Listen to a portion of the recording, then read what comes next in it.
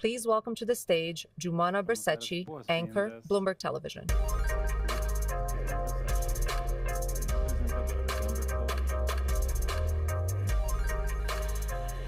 Good evening, boa noite. Welcome to Bloomberg New Economy at B20. Bem-vindos. I'm Giumana Bercecci, and anchor at Bloomberg Television, and I will be your host at tonight's opening dinner. We are thrilled to be hosting all of you for our first ever New Economy event in Brazil. Now, we've got a great program lined up for you today, and I'd like to start by giving you all a quick rundown of tonight's opening dinner proceedings. So we will be hearing from Aloizio Mercadante, the president of BNDES, His Excellency Carlos Fávaro, Brazil's Minister of Agriculture and Livestock, and then a little later, we will have a virtual interview with the Honorable Jonathan Feiner, Deputy National Security Advisor for the United States. But before we get started, I would like to mention just a few important housekeeping notes. First of all, a text readout for all of tonight's sessions will be available in English and in Portuguese, and they will be displayed on either of the screens on my left and my right here, so you'll be able to read and follow along. And then all of the plenary sessions will have simultaneous audio translation, so you can find these translation headsets at your seats, which will provide English, Portuguese, and Spanish translation if you want to put them on your heads. And as a courtesy to our speakers and to our fellow delegates, we ask that you please silence your phones and kindly take any calls outside of the plenary hall. And finally, as ever, we would encourage you to share. So whatever you're learning, the conversations you're having, whoever you're meeting, how great a time you're experiencing tonight, feel free to hashtag about it and use whichever platform, social media platform that you use. The hashtag that we are using today is hashtag BNE at B20. So thank you again for joining us. We're delighted to have you all here. And it is now my pleasure to introduce Karen Seltzer, the CEO of Bloomberg Media, who will now share a few remarks. Welcome, Karen. Thank you. Good evening. Thank you, Giumana. Great to see you. And it's great to see all of you, our distinguished guests, here at the opening night of Bloomberg New Economy at B20. Thank you so much for joining us. First of all, I would like to say a very big, warm thank you to UBS, our sponsor for this evening's dinner and program. And I'd really like to thank you for your support of Bloomberg and Bloomberg New Economy. We are delighted that you could be here with us. Our very first Bloomberg New Economy back in 2018 was in Singapore. And since then, we have typically returned to Asia around this time every year. But over the last 7 years, the world has changed so much. And Bloomberg New Economy has evolved along with that. And so, while our initial focus was bridging the economies of the East and the West, we have become more inclusive of the critical and impactful global South. And so it is so appropriate and meaningful that we are here tonight in Brazil, in South America, for the very first time. Community is another way that Bloomberg New Economy has evolved over time. And while it has been and will continue to be a gathering of principles, the leaders in government, in business, in academia, who have the power to make decisions and move economies, many of those leaders have joined us in smaller communities. Some of those are our coalitions, such as the Cancer Coalition, helping to change lives, as well as the Climate Tech Coalition, where the focus is green technology worldwide. Another area of community for us has been our Catalyst program, and we're so excited to celebrate tonight our fourth cohort of Bloomberg New Economy Catalysts. We have 16 entrepreneurs, activists, innovators, investors, chosen by Bloomberg's editorial team, and with us tonight from 13 regions around the world, and 2 of whom are from Brazil. To tell us a little bit more about the catalysts and share a moment with some of them, I'd like to call Eric Schatzker, the editorial director for Bloomberg New Economy, to the sage to welcome them. And I'd really love to thank you again for joining us tonight and for all of tomorrow. Thank you. Thank you, Eric. Ladies and gentlemen, good evening. As Karen just told you, I'm here to talk about the Catalyst program. This is one of the most exciting, inspiring, and rewarding things we do at Bloomberg New Economy. 3 years ago, we came to a realization. Bloomberg New Economy was missing something. Until then, let me tell you, we had defined our universe, the new economy, in 3 principal ways. Geographically, the new economy obviously had to be about emerging markets. Technologically, disruptive ideas and innovations are what constantly transform the old economy into the new economy. And philosophically, the new economy had to be sustainable. And to be sustainable, it had to embrace the energy transition. Based on that thinking, we created the New Economy Forum and started it, as Karen told you, in Singapore, right in the heart of Southeast Asia's powerful emerging markets, and also close to China. From the very beginning, the New Economy Forum attracted CEOs from multinational companies across the globe, as well as heads of state and government ministers with the biggest portfolios. But by 2021, it became clear what Bloomberg New Economy was missing was the next generation of leadership. We needed more innovators, more entrepreneurs, more founders, more activists, more visionaries, people who live at the leading edge of what's possible, people dedicated and determined to making the world a better place. That's why we started the Catalyst program. So this is how it works. Every year we solicit nominations for Catalysts from Bloomberg's global newsroom, 2,900 journalists in 118 countries. And this year, working with those nominations, we settled on a class of 16 Bloomberg New Economy Catalysts. And that brings to almost 100 the total number of Catalysts in our program. We draw attention to the remarkable work this group of people is doing by publishing a series of profiles in Bloomberg Business Week magazine, and by announcing them in a press release, which you can find if you're so interested on BloombergNewEconomy.com. But most importantly, we invite them to Bloomberg New Economy events like this one because we want you to meet the Catalysts, hear their stories, learn about the amazing initiatives they're pursuing, and who knows, maybe do business together. We believe the best things happen when you bring people together.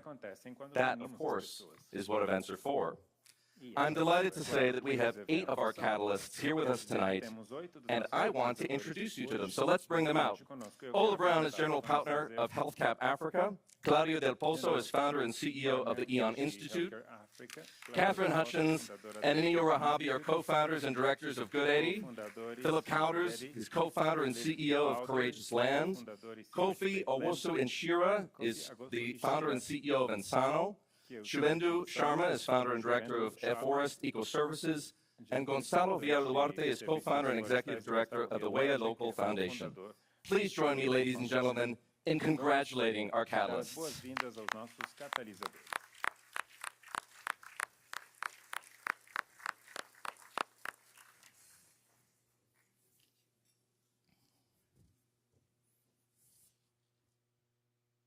Please welcome back to the stage Bloomberg's Jumana Berceci.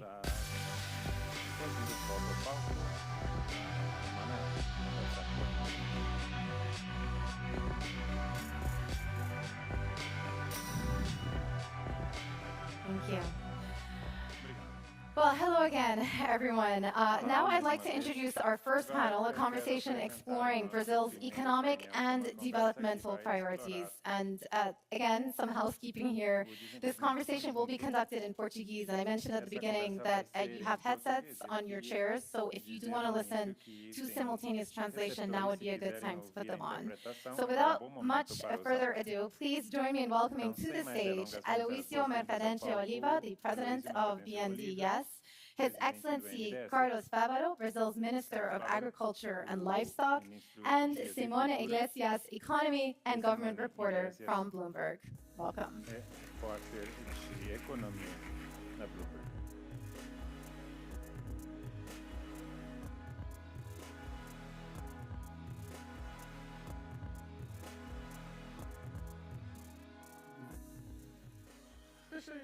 Boa noite.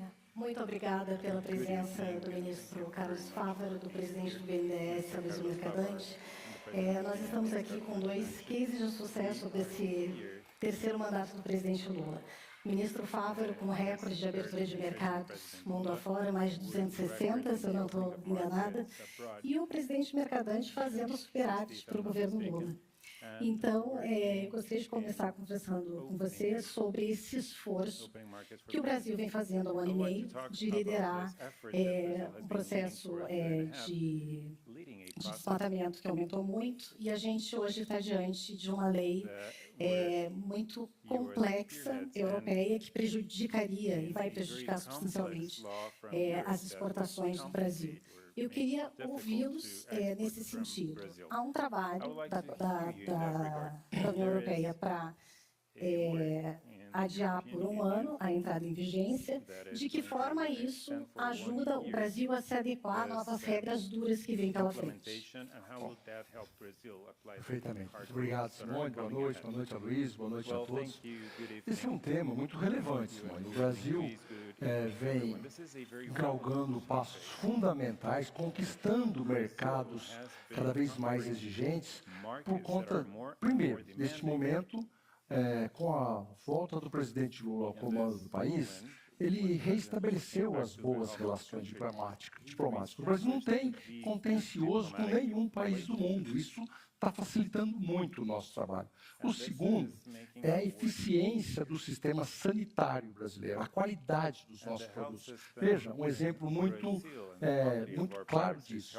A gripe aviária esse vírus circulando pelo mundo há pelo menos 15 anos. E o Brasil é um dos dois únicos países do mundo que não tem gripe aviária nos seus plantéis comerciais. Não é sorte, é eficiência, é competência. E por isso estamos com quase 40% do mercado frango mundial produzido no Brasil. O problema é que essa legislação do Parlamento Europeu, ele foi feito de forma unilateral, inclusive transpassando a soberania dos outros países. Isso é inadmissível. O Brasil tem compromissos ambientais muito sérios. O governo do presidente Lula vira a chave mostrando que o Brasil não quer mais desmatamento. Por isso criamos o Plano Nacional de Recuperação de Pastagens, onde a nossa agropecuária tem recursos com bastante subvenção, recursos com 7% ao ano, 2 anos de carência, 10 anos para amortizar, para fazer a recuperação de áreas que estão antropizadas há vários anos, em estado de degradação, produzindo pouco.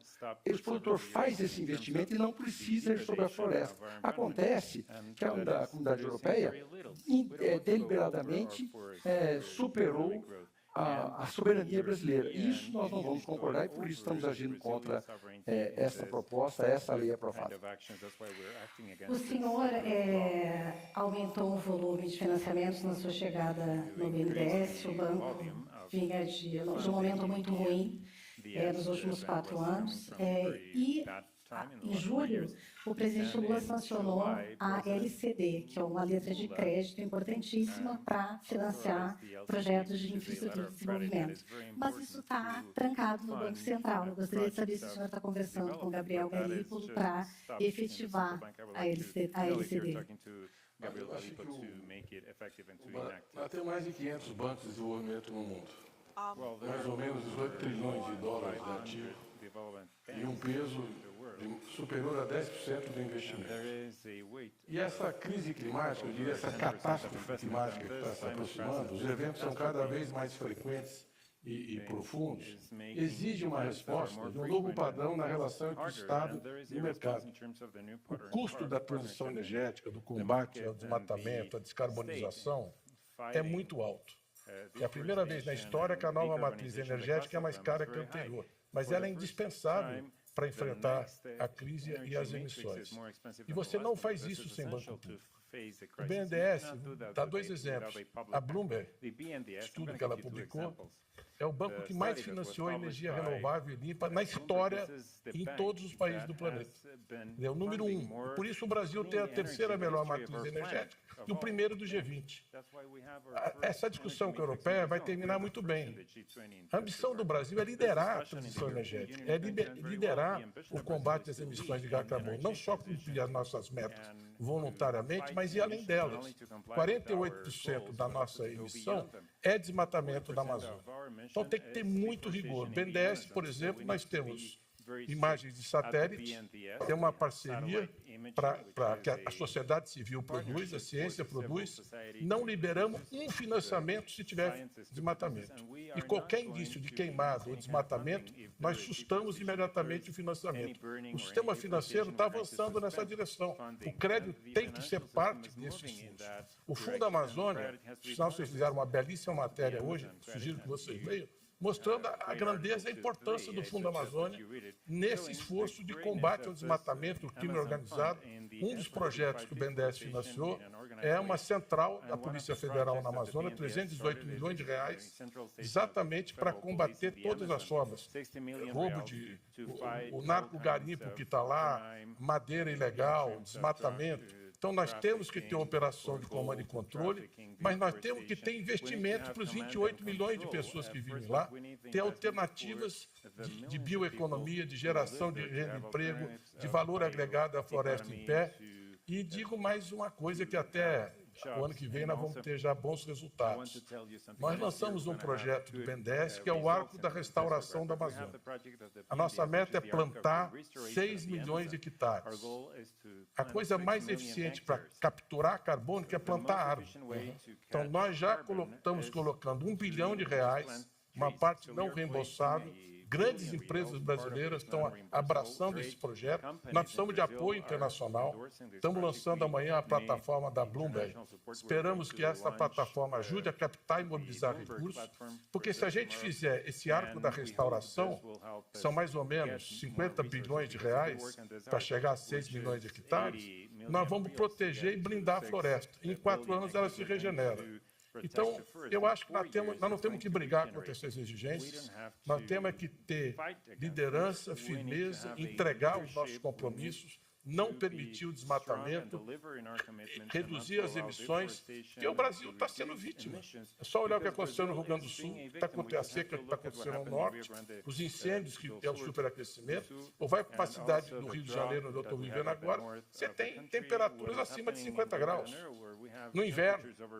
Então, nós temos que olhar isso com muita atenção, com muito compromisso, e a verdade é que a comunidade não está tendo a velocidade, o compromisso, a agilidade nos investimentos e no combate às emissões e à descarbonização que as futuras gerações estão esperando e exigindo. Então, o Brasil vai entregar, o Brasil vai liderar essa transição energética, isso é um compromisso do país, já é assim na matriz, será assim nas emissões, e nós precisamos estender essa descarbonização para a agricultura, para a indústria, para a infraestrutura, para todas as outras, adaptar, mitigar e melhorar a qualidade de vida no planeta. Acho que esse é um grande esforço global e nós temos que estar muito firmes nesse compromisso. O Brasil, ministro Fávaro, é o maior... Só não falei da LCD. Ah, é verdade, por favor. Por tudo isso, a LCD é fundamental. Mas o senhor está conversando com o Gabriel Galípolo para resolver esse problema do Banco Central? É um volume muito pequeno de crédito para poder aumentar a competitividade. Nós fizemos mais investimentos em 1 ano e 10 meses que os 4 anos do governo anterior, na infraestrutura, na indústria, na agricultura, no BNDES. Então, nós precisamos de recursos para continuar esse ritmo. O Brasil era a 12ª economia, hoje 8ª. O FMI hoje publicou um estudo o país que mais melhorou o desempenho econômico e crescimento do PIB é o Brasil, que foi para 3% do PIB. Número 1 na lista de revisão dos estudos do FMI. Nós estamos com o melhor momento da história do mercado de trabalho, com o maior nível de emprego da história do mercado de trabalho, com o crescimento da renda média crescendo 6%, e temos um grande desafio fiscal. Nós precisamos manter o crescimento para resolver o fiscal. O BNDES está dando a sua parte. De dividendos, nós vamos pagar 25 bilhões de reais, esse ano 150% do lucro do banco. E nesse trimestre foi o terceiro melhor lucro de todo o sistema financeiro público e privado do Brasil.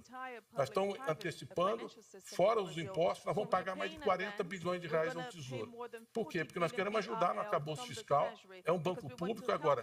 Tem que ter linhas de TR para inovação, tem que ter linhas do Fundo Clima, porque é isso que alavanca o investimento em energia limpa. Tem que ter LCD para a gente poder financiar a continuidade da indústria. A indústria está com o menor nível de capacidade ociosa da história do índice. E os investimentos estão crescendo. E a desindustrialização está sendo revertida. E o Brasil subiu 30 posições no ranking de 70 países em termos de indústria, de peso relativo da indústria. Essa é a velocidade que nós estamos, e o BNDES está no coração dessa estratégia e nessa entrega. Então, nós precisamos desses instrumentos com responsabilidade fiscal. Nós estamos muito mais hoje fazendo debênture, captando o Fundo Clima, mas captamos internacionalmente 2 bilhões de dólares. A Fazenda fez o RED e nós conseguimos financiar 6% investimento para descarbonização. Então, nós precisamos de parceria com o setor privado, induzir o mercado de capital privado, alavancar o setor privado, orientar no sentido de bons projetos. Por exemplo, nós temos 56 Project Finance. Nenhum banco no Brasil tem isso. E por que é importante? Porque a gente libera o balanço da empresa para fazer outros programas de investimento, que o Brasil está atrasado, precisa recuperar espaço e manter esse ritmo seguro de crescimento. E tem muita gente errando demais nas previsões. O pessoal, os pessimistas estão ficando deprimidos. Nós vamos começar a distribuir uma linha de crédito para comprar calmante e tal, porque o pessoal não consegue acertar uma, está meio nervoso. Mas eu não vou falar dos juros, vou ficar mudos, mas a Faria Lima está surdes. Nós precisamos mudar um pouco essa relação e ter um diálogo mais sincero e mais positivo e construtivo para o Brasil. O Brasil é o maior vendedor de alimentos do mundo, mas há uma vontade deste governo de agregar mais valor aos nossos produtos. Como é que o senhor está liderando esse processo? Veja, o Brasil, nos últimos 50 anos, como vários países do mundo, encontraram a sua vocação. Veja exemplos como a Coreia do Sul, um país que sai da Segunda Guerra, entra numa guerra local, até hoje sem fim, com a Coreia do Norte, um país paupérrimo, e na tecnologia, no desenvolvimento intelectual, descobriu a sua vocação. Hoje, os nanochips, e quem não tem de nós, na sua casa, um equipamento produzido na Coreia do Sul? Esse é um exemplo claro de um país que encontra a sua vocação. Mas nós, brasileiros, não podemos nem pensar de ter a nossa síndrome de cachorro vira-lata. Nesses mesmos 50 anos, o Brasil deixa de ser um importador de alimentos, exatamente a partir de que criamos a Embrapa, uma empresa pública de pesquisa agropecuária, a empresa pública com maior relevância tropical do mundo, e a partir daí, nesses 50 anos, o Brasil vira esse grande produtor de alimentos. Com responsabilidade, com tecnologia, com desenvolvimento, o Brasil vem dominando a produção de commodities, mas com a preocupação a partir de então na geração de energia e da industrialização dos nossos produtos. Veja agora, neste momento, o quanto o Brasil exporta já de carne processada, a matriz energética atrelada à produção de alimentos. Nós temos, por exemplo, a produção de etanol de milho vinculada ao DDG, que é o coproduto da produção de etanol à base de milho, que produz carne, ração e carne e produz energia. Essa é a indústria brasileira, esta é a vocação brasileira que está avançando e conquistando mercados cada vez mais exigentes, combatendo a fome no mundo e a inflação dos alimentos. Os produtos brasileiros chegam em todas as partes do mundo com altíssima qualidade e com preços muito competitivos. Essa é a indústria brasileira que está inovando e avançando a partir da agropecuária.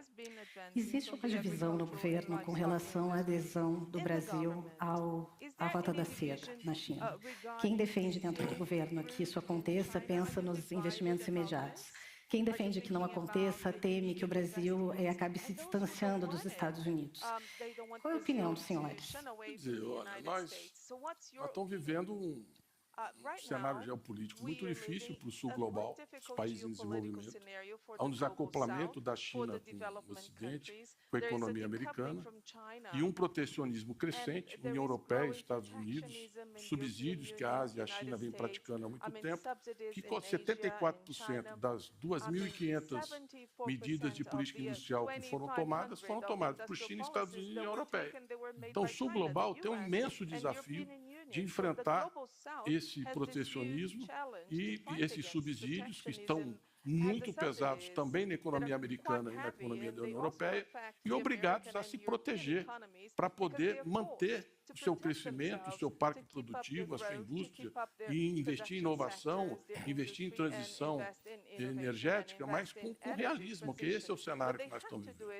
O Brasil tem uma vulnerabilidade fiscal importante, tem que ter muita responsabilidade diante disso. Vocês viram que, por exemplo, batemos um recorde de arrecadação esse mês, que contribui para atingir o superávit primário, mas nós vamos ter que cortar despesa, tem que ter realismo nisso e tem que atingir grau de investimento. Isso tem que ser uma meta fundamental do governo. Acho que a Moody's deu um impulso importante, mas tem uma lição de casa que nós temos que fazer para chegarmos lá. Agora, está tendo um grande deslocamento das cadeias de valor. O Brasil tem que disputar, tem que procurar atrair esses investimentos. E não nos interessa uma guerra fria, uma nova guerra fria entre Estados Unidos e China. Nós temos que buscar manter pontos. Nós somos nós só tem 6 países que têm relações com todos os demais países na ONU. Nós somos um deles. Somos um país que há 150 anos não tem guerra com nenhum vizinho. Então, o Brasil tem uma cultura de paz, de diálogo, de relações diplomáticas, e a relação com a China é o nosso maior comprador.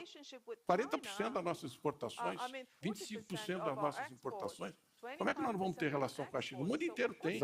Então, nós temos que ter. Agora, a forma de tratar essa relação é ter realismo nas relações comerciais, porque em muitos setores da indústria a competitividade da China é insuperável, nós temos que nos defender e temos que dialogar com franqueza e buscar parcerias para trazer investimento em infraestrutura, em setores estratégicos que nós achamos que essa visita pode propiciar. Então, não tem por que ideologizar essa questão. Nós precisamos ser realistas e nessa briga, nessa tensão crescente, nossos interesses são do Brasil, tanto na relação com a economia europeia, com os Estados Unidos, com a China, com pragmatismo e objetividade. Nós temos um superávit comercial ano passado de 100 bilhões de dólares, que não teria se não fosse a relação comercial com a China. Então, tem tensões? Tem.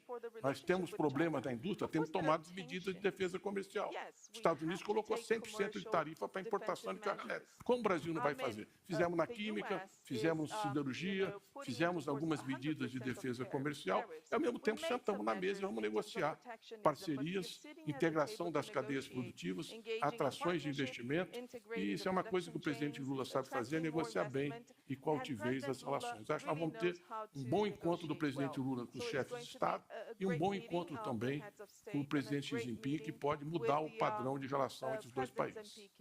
Perfeitamente. Acho que a explanação do Mercadante tem lógica e dentro do que eu considero o que deve ser feito. O Brasil não precisa criar contencioso com ninguém, nós precisamos e temos uma ótima relação com os Estados Unidos, com a União Europeia, mas também algumas medidas protecionistas que tentam ser nos impostas devem ser combatidas com ampliação do leque de parceiros comerciais. É este o fortalecimento dos BRICS, com responsabilidade. O Brasil acabou de tomar hoje medidas importantes com relação à adesão de novos países dos BRICS, porque atrapalharia essa relação harmoniosa. Mas fortalecimento dos BRICS, os fortalecimentos com todo o Oriente Médio e também com a Ásia, em especial com a China, é a oportunidade de superarmos as barreiras comerciais impostas e que tiram as nossas competitividades. Tem dinheiro, tem gente para consumir e o Brasil deve estar fortalecendo. Por isso, eu sou favorável a que o Brasil faça a adesão à Rota da Seda. E na reunião de cúpula do G20, você pode esperar vai ter muita matéria para escrever, com anúncios muito importantes de novos investimentos, de parcerias estratégicas com vários países relevantes. Nós aumentamos em 14% o investimento direto esse ano e vamos dar um salto muito grande agora no G20. Em seguida vem a presidência dos BRICS e depois vem a COP30. Então, muita coisa da política internacional vai passar por aqui. Por sinal, a Bloomberg está aqui, já é um avanço muito grande e um reconhecimento do que eu estou falando. Muito obrigado por estarem aqui. Divulguem bastante o Brasil, nós vamos apresentar muitos resultados no G20. Quando o senhor se referiu à posição do Brasil nos BRICS hoje, o senhor está se referindo à questão da Venezuela e da Nicarágua, Exatamente. que o Brasil decidiu não apoiar a adesão desses dois países. Exatamente. Eu acho que o Brasil ele não precisa criar contencioso com ninguém. O Brasil, e aí talvez muitas vezes as pessoas que têm uma ideologia mais aflorada esperam posições talvez mais ríspidas. E o Brasil não tem essa posição.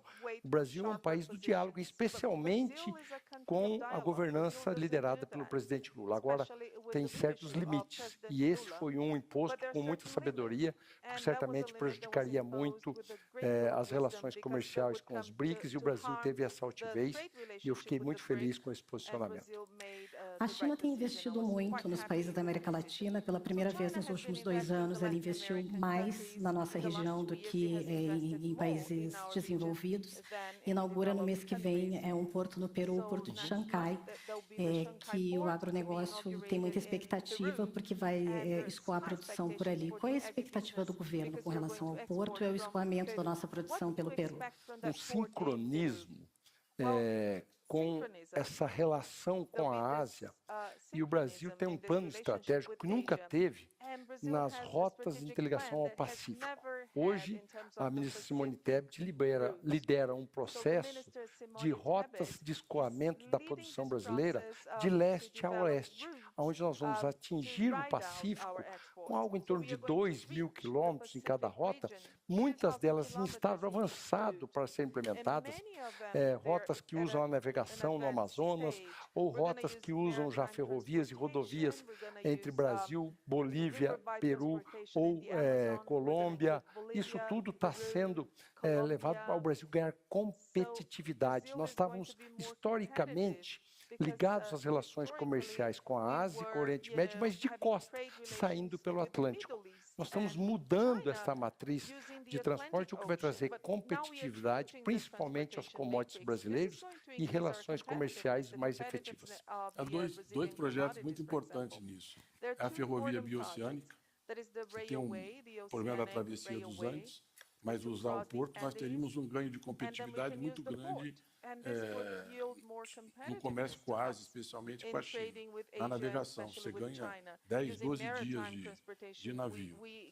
Aproveito para dizer também que, tanto na aeronáutica quanto na navegação, a ONU, o IMO, que é a autoridade da ONU que organiza o transporte marítimo, e 90% do comércio mundial é feito por navios, no Brasil 95%, vai colocar tarifas para a transição energética nos mares. E essa primeira etapa, a grande promessa é o biocombustível, que o Brasil é uma potência. Então, nós já estamos no etanol de segunda geração, estamos financiando grandes projetos, estamos entrando agora em SAF para produzir combustível de aviação.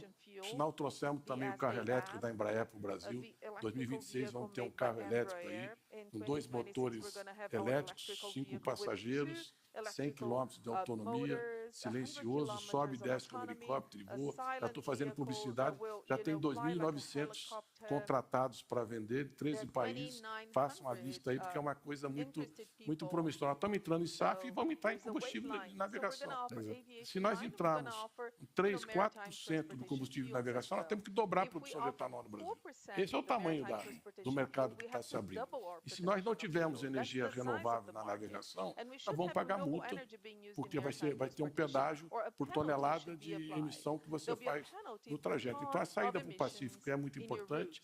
BNDES também está concluindo a negociação para a BR-163, que é outro... Isso aqui eu estou fazendo média com ele aqui. Uma coisa fundamental para escoar a produção, aumentar a produtividade agrícola, mas nós temos que ter saída para o Pacífico, eu acho que isso são 5 rotas, eu acho que essa que vai até lá, o porto, agora vai ser inaugurada. Em outubro é a rota mais competitiva, eu acho que mais rápida, né? A mais rápida e mais eficiente. Implementada. A gente tem o etanol no Brasil desde os anos 70, e a gente assiste o mundo olhar para essa nossa jabuticaba com um pouco de preconceito. No ano passado, no G20 da Índia, o Brasil conseguiu fechar uma aliança global com o governo americano, com o governo indiano, para ver se ganha atração e se esse combustível chega em outros lugares. E a Índia está aceitando fazer isso, até porque tem uma demanda, tem uma quantidade altíssima de cana-de-açúcar. Nesse contexto, o SAF ajuda nisso, porque se desmitifica um produto excelente e que é sustentável.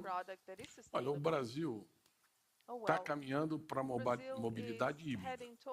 A nossa vocação é o carro híbrido. É o carro elétrico, etanol. Esse é o futuro da indústria automotiva. A Volkswagen trouxe o PID e vai lançar 17 veículos novos. A Stellantis, a Fiat, é a mesma coisa, vai lançar 21 novos produtos. A BYD já prometeu que vai fazer, a Toyota já preparou. E é um carro que tem o dobro da autonomia do carro elétrico. E não precisa montar uma infraestrutura de plug-in.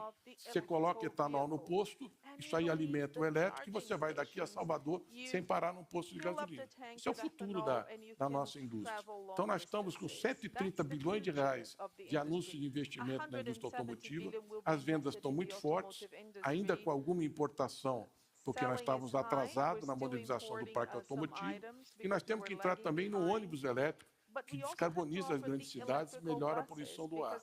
O Brasil, ele vendeu metade dos ônibus que trafegam na América Latina, ele produziu. E nós somos o segundo país em que a população mais anda de ônibus.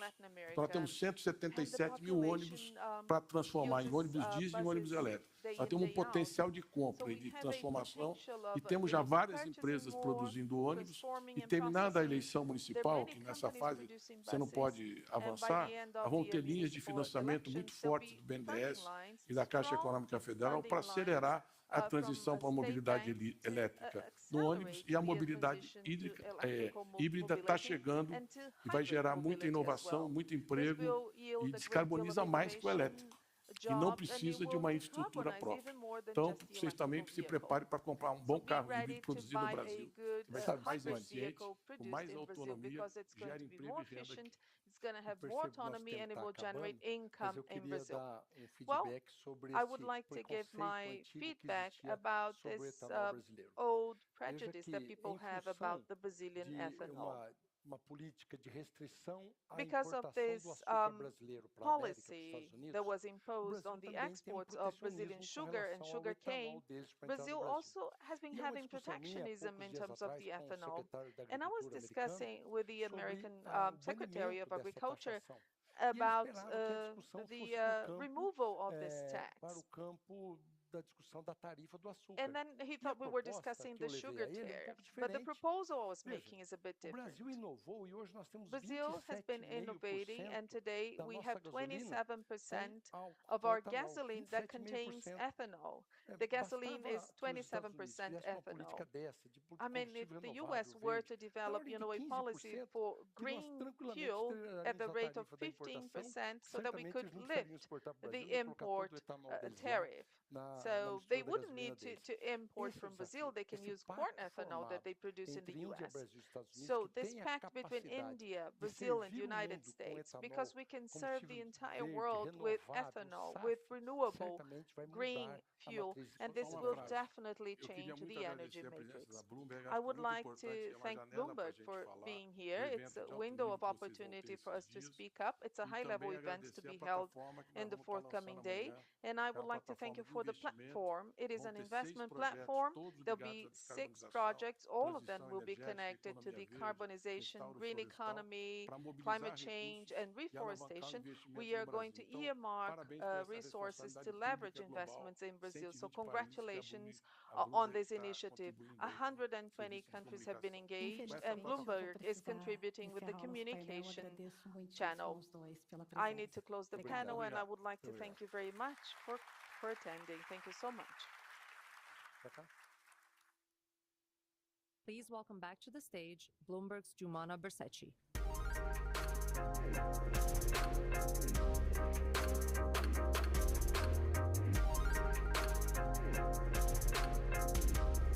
Thank you. Thank you. That was a fascinating conversation on the future of Brazil, and we hope you're all enjoying yourselves. Now, we've come to the end of this evening. There's one more session to go. So please join me in welcoming the Honorable Jonathan Feiner, the Principal Deputy National Security Advisor in the US, and our very own John Micklethwaite, the Editor-in-Chief of Bloomberg.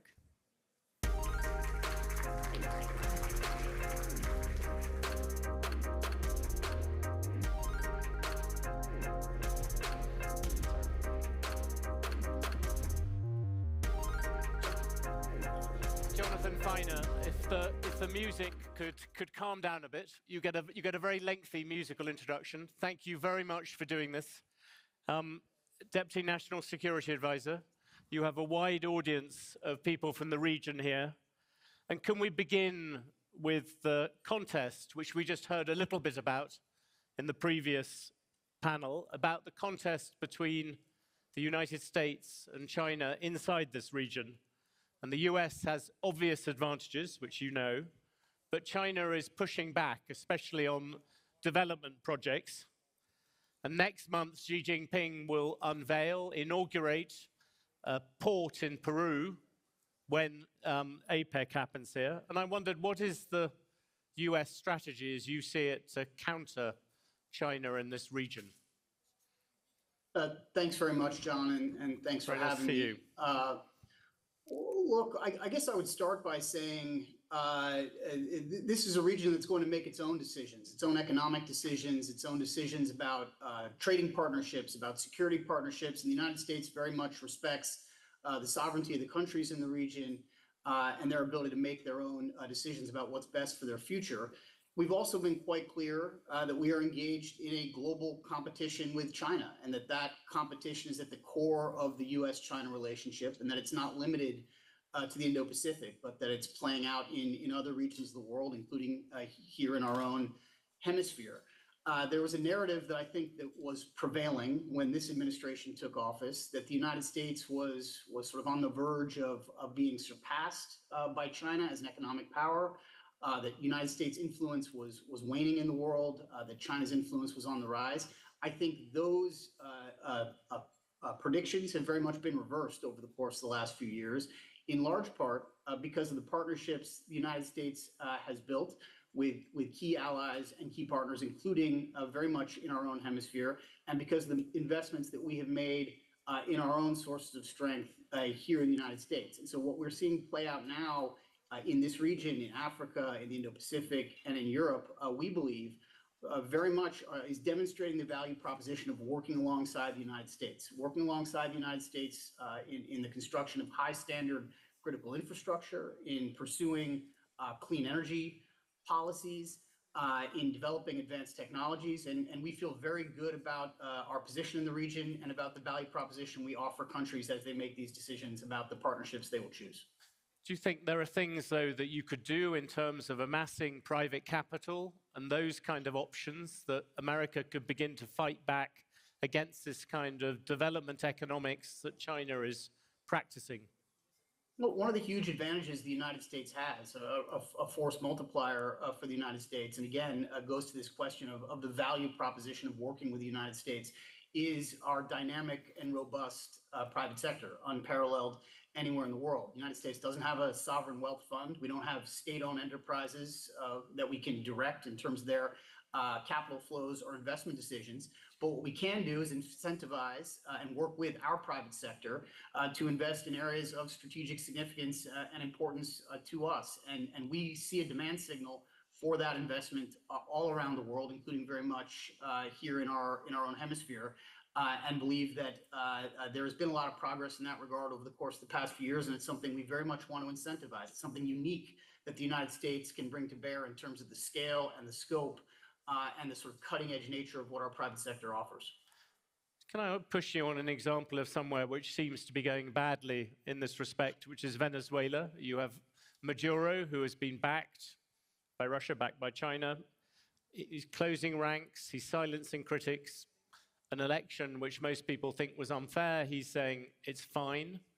And I wondered, what can the US do to change that? Well, John, you know as well as I do, Venezuela's negative trajectory is not a new phenomenon. This has been the case now for a number of years, if not decades.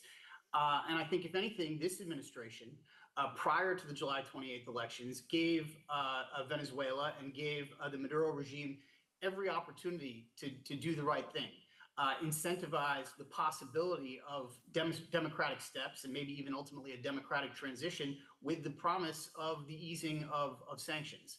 Unfortunately, when those elections were conducted, the regime decided to do anything but.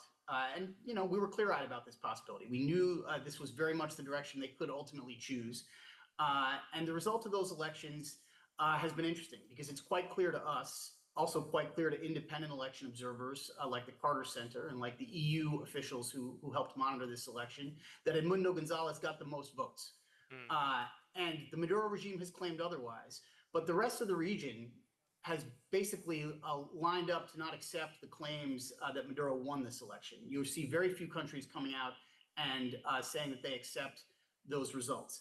And so, you know, the deal and the arrangement the United States had been discussing now is very much shifting in the direction of additional pressure.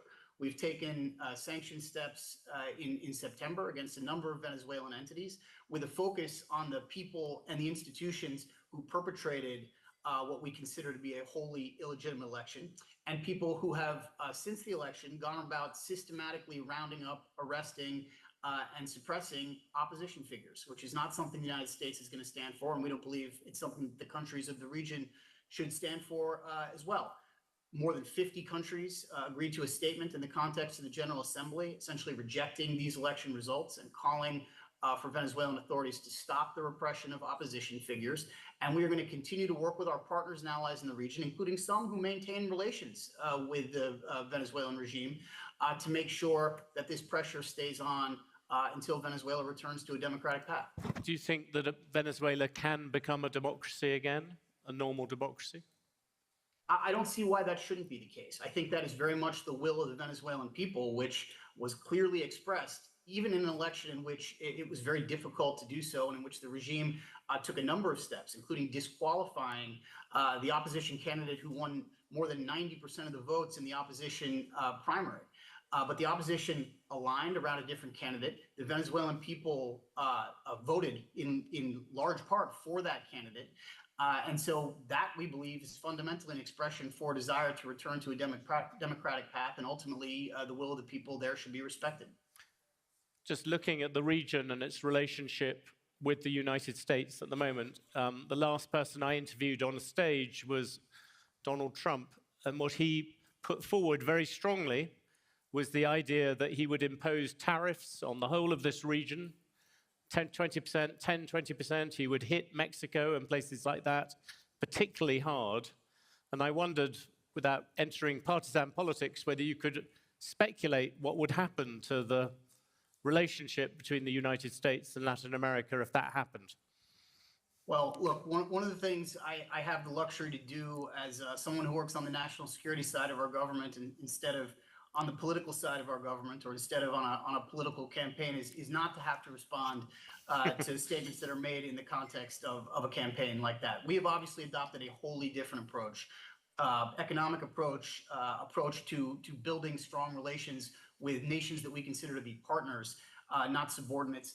And that's the path that we have been following, that we will continue to follow until the end of the administration, epitomized in large part by the Americas Partnership, an arrangement I know you're familiar with on the order of a dozen countries that have come together to try to build closer and stronger economic ties, focused on areas like critical minerals and energy, on medical supplies, and on semiconductors and other advanced technologies. That is the vision we have for this region, and believe that that's the right way forward. But that is one based, though, on open trade and the ability for things to go backwards and forwards. If there is a full-scale tariff war, that would be a very different relationship. I mean, again, that is not the policy that we are adopting. That is, I am confident, not the policy that Vice President Harris would adopt, or she to be elected. Beyond that, I'm not going to get into responding to claims made in the context of the campaign. Just can't do that with the job that I've got. So one particular thing which has come up a bit on the campaign, but also in this region, is the idea that there is more to do in terms of partnerships with countries in Latin America over issues like migration, issues like drugs as well. Do you still think that that is an area you could do more on? Well, I think that is an area where we have deep cooperation and partnership with the countries of the region. This administration has pioneered an approach that we call the LA Declaration, made in the context of the Summit of the Americas, which we hosted in California, in Los Angeles, a couple of years ago, which calls for a holistic, region-wide approach to migration. Too often, migration issues are reduced to what happens at the U.S. southern border, when the reality is there is an entire migration ecosystem.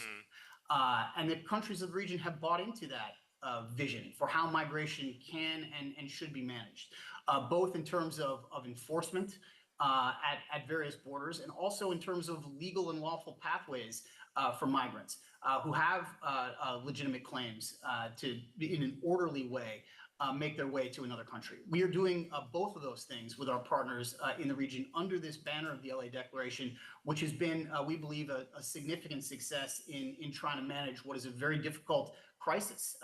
And you know, that crisis has existed now long before this administration came to office, and actually well beyond the contours of this region. There's a global migration challenge that a number of nations face, and we are working with the countries in this region to manage this migration flow in our own hemisphere. Same when it comes to counter-narcotics. We have worked very closely with key partners, including some where there was a prediction that these relations would be quite difficult, like Colombia. And we have worked very closely with President Petro since he's come to office on these issues. And we have worked with the countries of the region to raise concerns about the arrival in this region, for example, of fentanyl precursors from China. And in the context of President Biden's last meeting with President Xi Jinping at the Woodside Summit, they reached an understanding that they would work together to limit the flow from China of fentanyl precursors. And there has been some progress in that regard. So look, these are all works in progress. These are deeply challenging issues that have to be managed collectively. No one country can handle them alone. And we are working very closely with our partners and with other countries to manage them. One last question. Do you worry at all? I mean, you are a very good student of history as well as of contemporary politics. Do you worry at all that America was once sort of bonded to this region by the Monroe Doctrine, by the sense that this was part of what it stood for? You look at all the things on your plate, which I know you have to hurry away to go and look at. You've got hot wars in Ukraine, in the Middle East to deal with, that America's attention has been drawn away from this region, except as it applies to domestic politics through things like migration and so on. Is that, I know it's something you're struggling against, but is that your fear about what could happen in terms of this relationship? Look, I do not accept that limits on our bandwidth or distractions posed by other significant global challenges have shifted our focus away from this region. This has been an enormous priority for President Biden. Has been, by the way, since he was in the Senate and chaired the Foreign Relations Committee, and it was a priority for him and a significant area of focus when he was Vice President of the United States. And it has remained so here. In addition to hosting the Summit of the Americas, he has had a significant number of leaders from this region in Washington, in the Oval Office, conducting bilateral relations. He'll be at the G20 and at APEC in the region next month. I will just tell you, in the course of my own work, which is sort of managing the policy process on every issue we face across the U.S. government, from Ukraine to the conflicts in the Middle East, to the Indo-Pacific, I spend a lot of time focused on this region, on the issues related to Venezuela that we were discussing, on Haiti, where there has been some fragile but unmistakable progress in terms of the security situation, the political situation. I was just in Haiti on Wednesday. I've made 3 trips to Colombia in my current job. So we have the ability, we're a big government, we have global interests, and we have the ability to pursue all of them, even in the context of the crises we face, which are significant. One very last thing, just because you mentioned Haiti, is that an area where you're beginning to see a very small amount of hope? Look, I would say the Haitian people, the people of Kenya who have put up, made a significant contribution to the security of Haiti, already deploying now 400 police officers with the promise of up to 1,000 before the end of the year, and some political actors in Haiti who have formed this transitional presidential council and named a new prime minister deserve enormous credit. Haiti has a security challenge that is quite significant. It has also had a political challenge that's tied to its security challenge in terms of the legitimacy of its government. It has taken significant steps forward to address both of those, but that progress is fragile. And what we're going to be working on over the course of the coming weeks and months is deepening that progress, helping the Kenyan police build up, providing them with resources, bringing in police from other countries, including countries of the region that are making contributions to that policing effort, helping the government find its footing and provide for the basic needs of the people. And ultimately, the goal is to transition this police force to a UN peacekeeping operation, which we will work with countries on the Security Council and across the UN system to implement. That's the goal, but this progress is fragile, and it is not inevitable. And so it's going to require increasing focus, which we will, I promise you, continue until the end of this administration. That's a good area to end on, a small sign of hope there. I know how busy your day is at the moment and what lies ahead of you. Thank you very much for spending the time. John Feiner, thank you. Great, thanks for having me. Good to be with you all. Thank you. Thank you.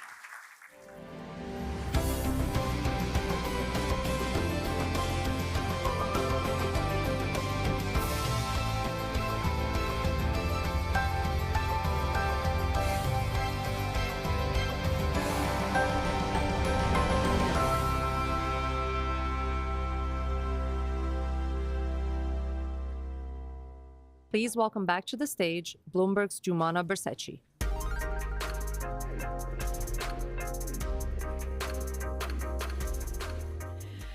Well, everybody, that concludes our program. We hope you enjoyed the evening. Thank you so much for attending.